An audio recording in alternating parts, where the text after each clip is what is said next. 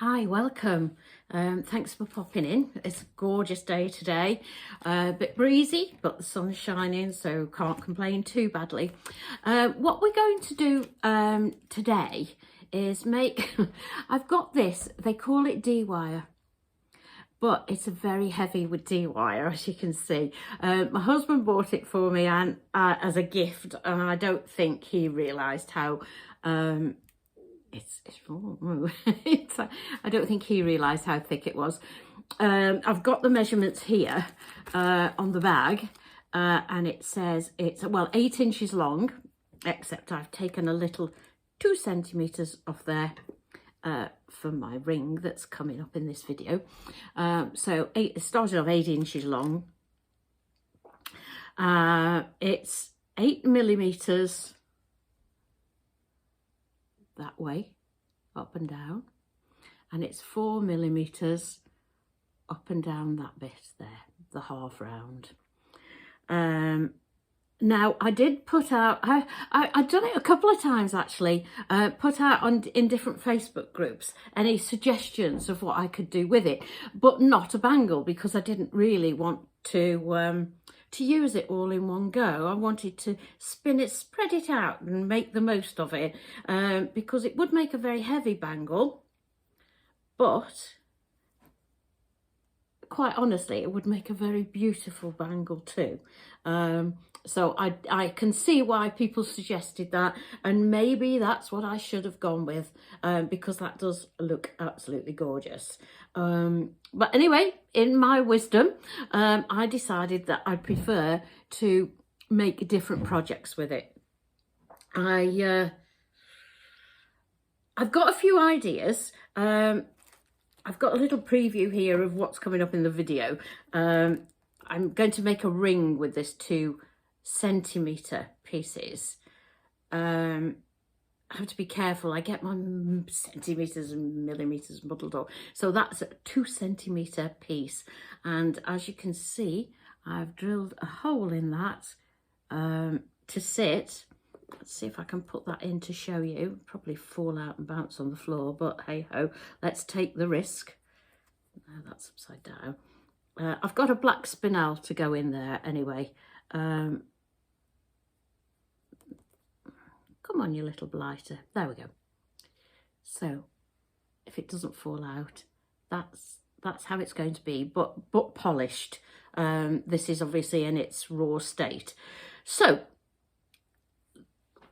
I've got the ring, I've filed it flat on top, and that is going to sit on there, but it won't sit on. Oh, it's going to sit on there like that with the black spinel in, and that's going to be my ring.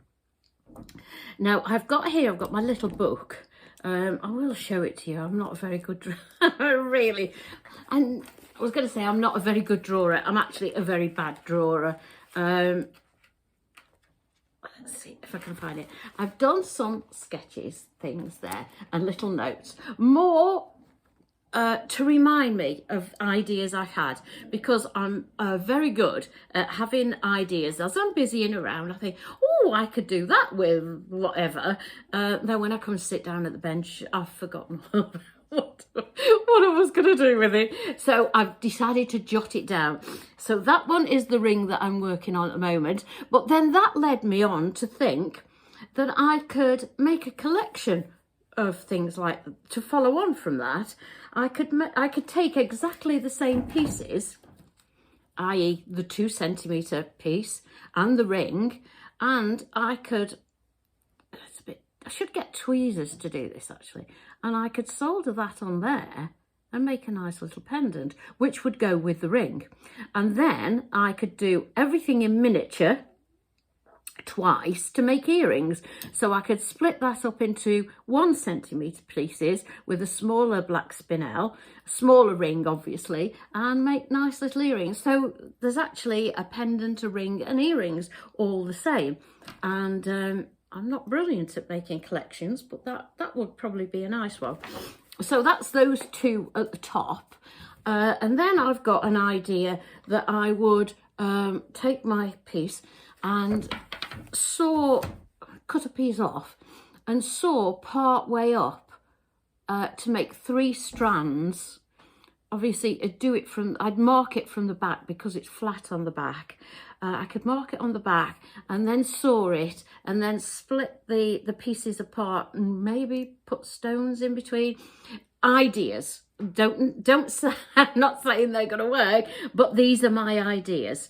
Then I've got another one that's similar to that, is to split it into 3 and then have them all higgledy-piggledy, more like that, and make that into a pendant.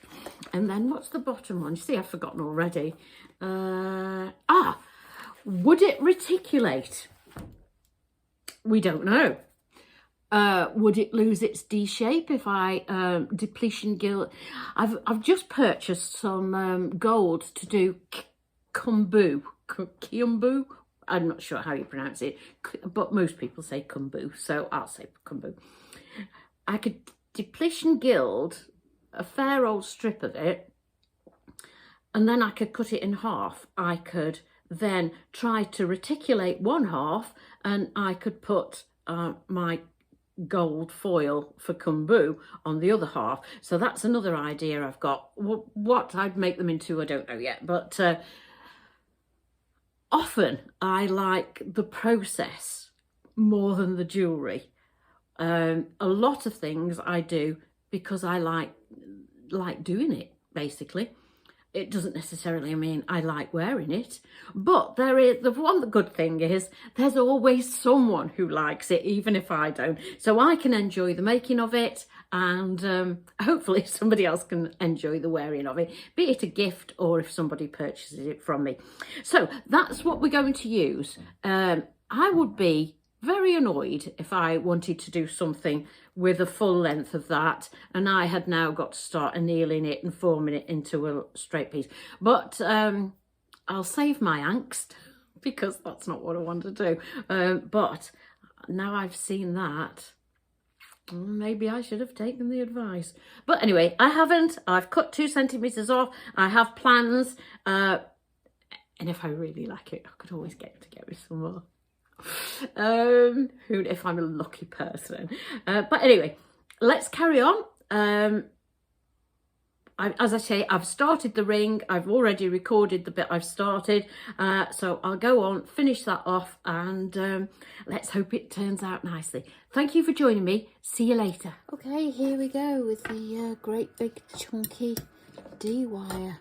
The first thing I thought I might try and make is to cut a piece of this off about 2 centimetres, and in my scrap pot I found, don't know why they're in my scrap pot, obviously something didn't go right with them when I was making them. Maybe they were the wrong size or something, but anyway, I've got these 2 nice D-wire rings. One slightly smaller D-wire than the other. That's quite a chunky one. So I might go for that actually, because this is, as we've discussed, a very chunky piece. And I thought what I could do is put a piece on like that. Can you see?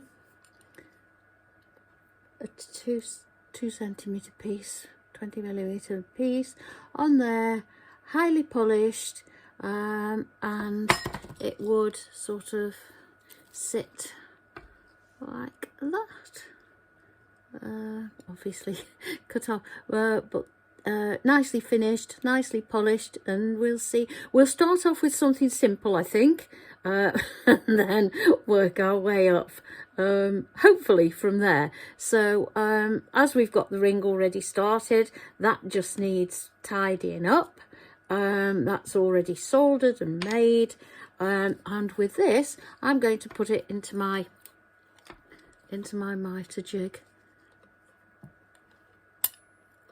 and I'm going to, I won't go in there, so come on, it's stuck. It needs a bit of oil on it, so let's put this in here. That's it. There's got these stoppers on here, and then you align it with the stoppers.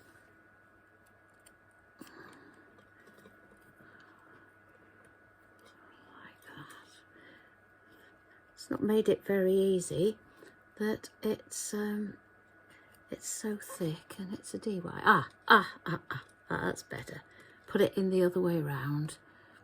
So what we're going to do, I don't know if you can see, so what we're going to do is put that in there, leaning up against this stopper here, tighten it up. This one's fallen off. There we go. Tighten this up. So what we want to do is I'm going to saw. I've left quite a little bit sticking out because where they've actually pinched it to cut it before. In fact, it's not very good the way they've bent it in half to fit in this little bag here, and it is actually quite stiff. So, but it's fortunate that I don't want to use it in a nice long straight piece, because actually it would need a bit of work doing to actually straighten it out again. So that's a little bit naughty, but as it happens, it doesn't make any difference to my piece. But I would have been a little bit miffed if I'd have wanted a long straight piece for a special project. So what I'm going to do is go over to my bench. Let's see if I can take you over here. Take you over to my bench peg. So, ooh, there we go. Can you see that? No. Okay, let's do a little bit of jiggling around. Okay, can you see that? In my way.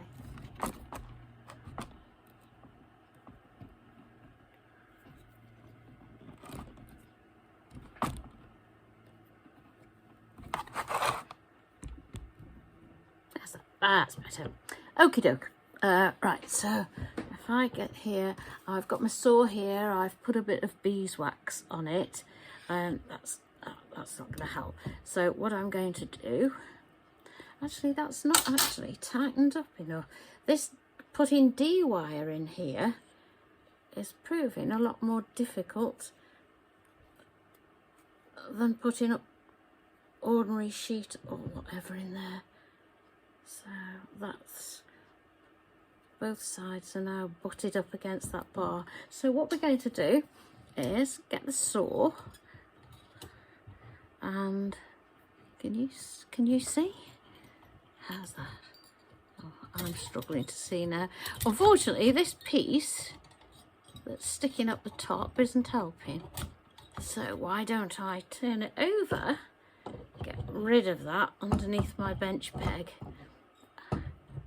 Can you see now? Can you see? So what I'm going to do is saw down there. Brace it up against my bench peg. Start off with a nice straight edge. And then I have a nice little, chunky little piece for my pot, my scrap pot for melting down. So I'm soon going to be doing a little bit more cuttlefish casting. And I also, well, you can't really see that, can you? Can you see? Can you see? Where's that? And I also want to do, I've got all the kit, I had it for Christmas, all the kit for making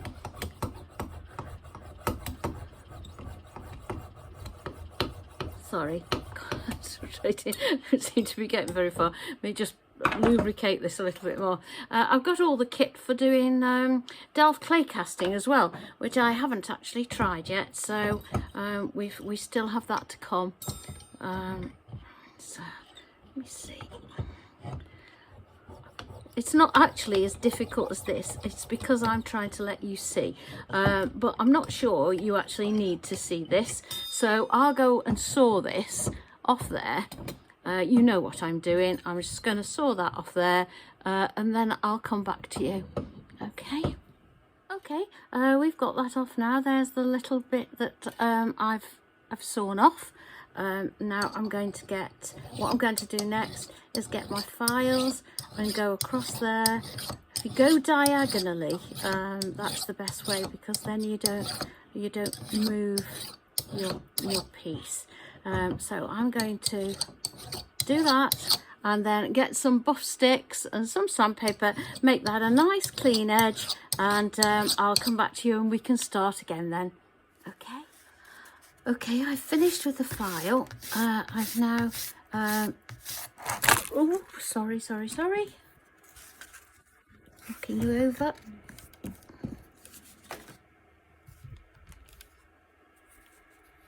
There we go.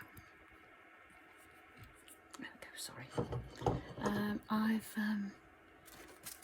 finished that off with a buff stick. So before I knock you off, or the camera off onto the floor, I've actually given that a good polish up. So what I'm going to do, I'm going to take that out of there. It is quite unwieldy with all this, so we're going to take it out of there now. I did have to screw it quite tightly to hold it in. There we go. For anyone who hasn't seen these before, this is a mitre jig. I'm sure a lot of you will have seen it before, but really handy for lots of things, really. I use it quite a lot. Surprising what it does come in handy for. But if you've not seen one of those before, it is a mitre jig, and I've just made a lovely straight smooth edge on there. So what I'm going to do now is get my calipers, and I'm going to set these at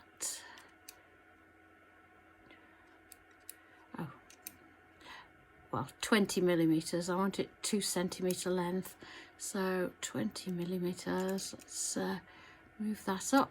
Okay, I don't know if you can see. So 20.08.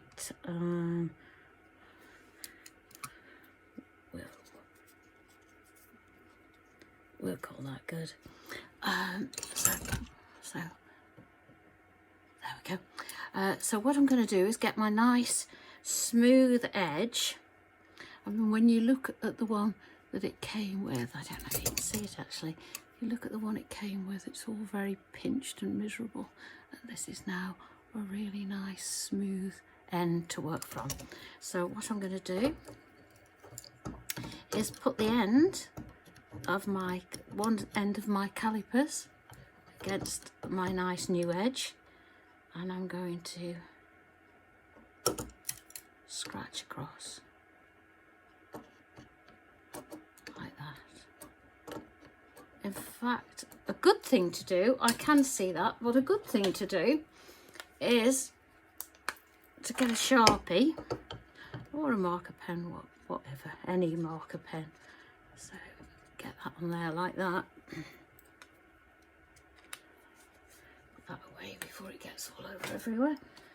And then if you can see it from there, if you put that against the end and scratch, do it the other way as well. You can actually see a nice mark to saw through, and that shows my 2 millimeters. As you can see, that works really well. If I can get it placed properly, it's all right. I don't really normally make it look so awkward as this. It's just that I'm trying to keep it on camera for you. I normally would be standing right over it, but anyway, there we go. That giving you the idea. Just a bit of Sharpie on there, and easily mark that with your calipers. So what I'm going to do now is put those away, I'm going to go and saw off. Let's get rid of those. I'm going to get my saw. Bit more beeswax. And what I'll do is, if I get the right end, obviously, is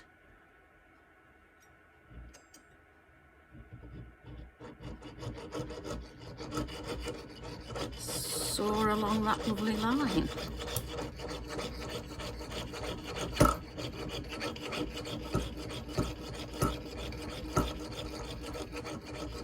So I'll come back to you when I finish that. Right, I just broke a blade doing that, so I don't know if you can hear this.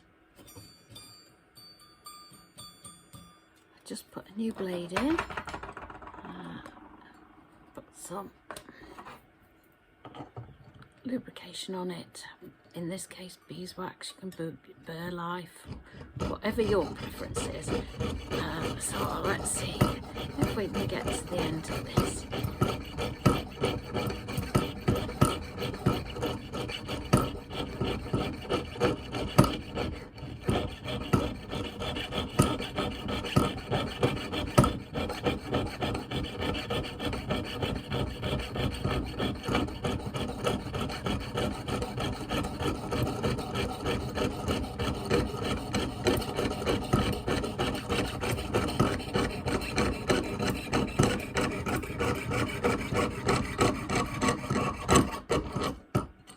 There we go. Got a new blade, made all the difference. So there we go, we've got our piece. So I'm going to basically do the same on that end as I did on that end. Is just file it a little bit and make sure it's square. I'm not sure my sawing is absolutely perfect. One thing I do want to show you, all my silver bits that I get on there, I've got a little tin. Because I don't have a leather sheet underneath to catch all the bits, any bits that I get on these things, I've got a tin with all sorts of, well, it's not all sorts, but it's mostly silver dust that I put in here, and when I've got enough, I'll show you what I'm going to do with it. I have made things with it before, but obviously it takes me a little while to build it back up again. Once I've got enough, I'll show you what I'm going to do with that. So what I'm going to do with this is, and I won't make you sit and watch this, I promise, but I'm going to put that back in there from whence it came, push it up against that post,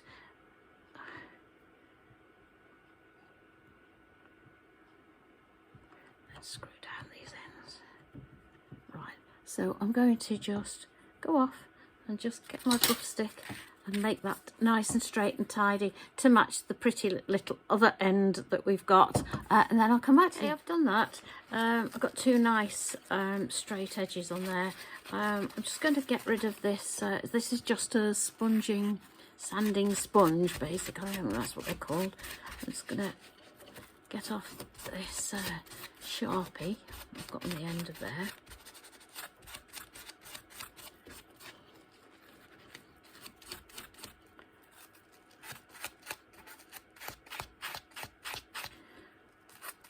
Now, if I can find that ring that I said I was going to use, where did I put it? Hey ho. Oh, there it is. Okay, so what the idea is to get the ring and put that on there. Let's see if I can balance it on there for you. Probably not. If I put that on there, is to solder it on. Doing very well. If I put that on there, put the ring underneath, is to solder it on there, and then basically have a ring that sits like that. And I think if we do it highly polished, the only decision to make now, actually that looks quite pretty.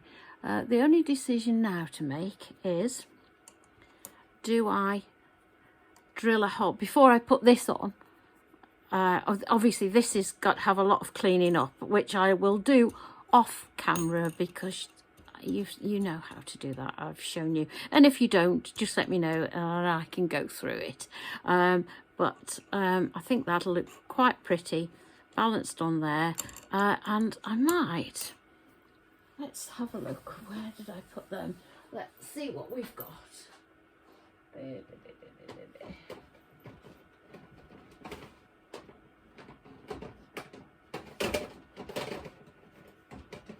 Where I put my stones.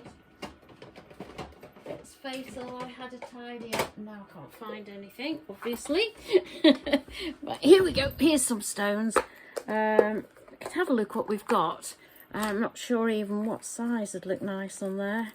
I've got in here, those are miles too big. I've got some Swarovskis. What I'd really like in there is a white topaz, but I don't think I've got any of those left. I must order some more. That's a CZ. That's empty. Those are empty. I've used them all. I do love setting stones. Oh, there's a black spinel there. That might look quite nice.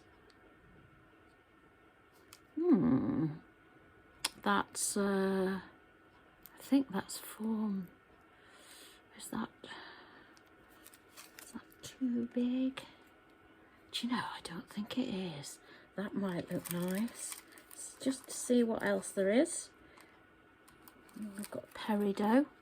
I do love peridot as well. Let's kick that one out. Some of these aren't big enough. There's a nice citrine, smoky quartz, rose quartz. The rose quartz are really pale. I've been ever so disappointed with them.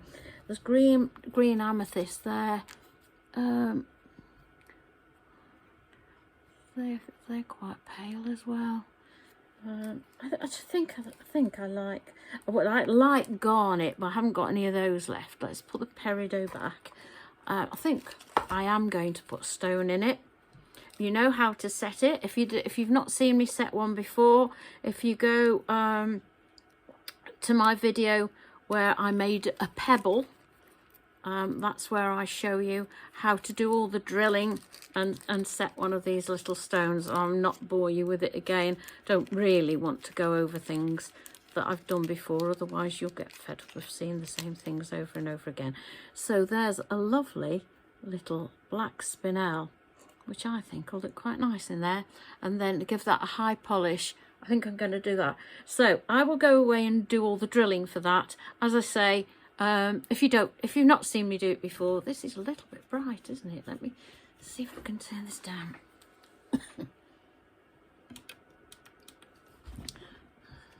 Better.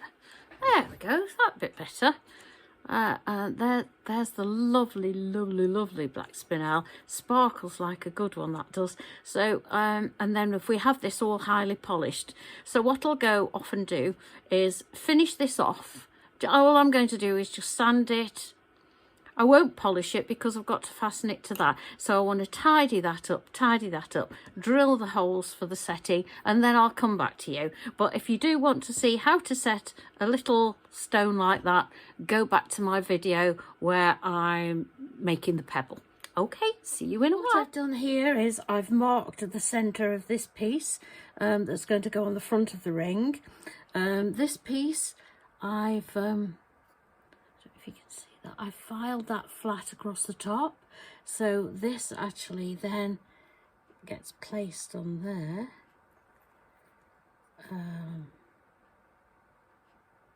I'll probably set it up with because this charcoal block isn't fully level, I'm going to probably need to set it up with this. And then I'll set it up, get it in place, get some solder on it, and then we'll fire it. So I'll get it all set up and then I'll come back to you. Right, I've got this all set up now. It's fluxed, it's got the solder on there. I've got this, the ring part of it in my tweezers of the third hand. I'm going to warm it all up. Just go in gently. I do tend to warm the block up a bit first, otherwise the solder does jump around, and the last thing we want is to have to go in and start messing with putting the solder back where it should be. So once the flux starts to bubble up, it'll sort of glue it in place. So we're all right now. So let's get the show on the road. Because it will take a little bit more heat, because these tweezers will pull the heat away from this ring a little bit. And obviously we've got to get it all hot for the solder to flow.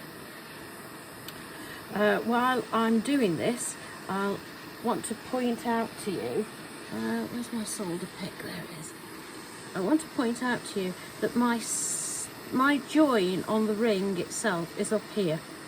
It's as far away from the front piece as I can get it.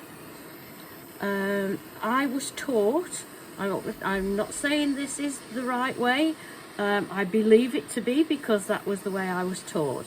But I was taught if you were putting a ring onto a piece like this, you put the join at the back here, because if you put there is a temptation when you first start to put the join here on the back of this piece. Maybe that's because put solder to solder, I don't know, but it is the mentality when you first start to put your join there. The reason you don't put your join there is because if someone wants to get this ring resized, the jeweler or whoever is resizing it will make a cut there. And if you've got a join here and another join here, that makes it a very weak band. So if you put your join here at the back, at the top here, then you only the jeweler making the alteration on the ring can just saw that, close it up again, or fill it up with make it bigger, whatever, but that's the reason you put the join at the back there. Now, how are we doing? Whoa, no, don't do that, don't touch it, Yvonne, otherwise it's going to go out of shape. Right, the bottom piece is going very red now, so I'm going to concentrate on these tweezers and on the ring. Get it all the same heat, get this to flow. This is new solder, so I hope it does flow and doesn't let me down. I got it from a different place for, oh, there you go, it is. There we are, it's beginning to flow now.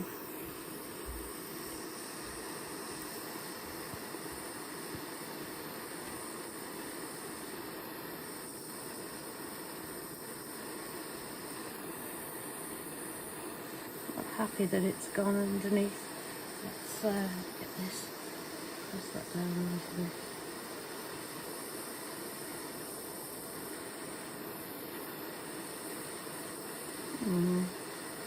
Hope this solder's okay. As I say, I got it from a different supplier, so hope it works okay. There we are.